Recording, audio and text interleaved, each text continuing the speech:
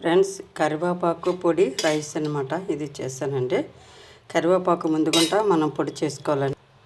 ధనియాలు, జీలకర్ర, అలాగే ఎండుమిర్చి, చింతపండు, శనగపప్పు కొంచెం, మినపప్పు కొంచెం అన్నీ వేపి తీసుకోనండి. ముందుగా పప్పులన్నీ మిక్సీ పట్టుకోవాలండి. వేపుకొని ఆ తర్వాత కరివేపాకు పౌడర్ చేసుకోవాలండి.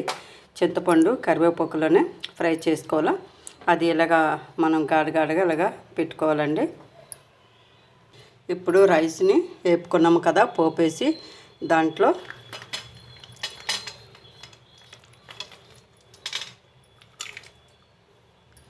ఇంకోండి కరివేపాకు పొడిలో మనం కొంచెం నెయ్యి వేసామన్నమాట.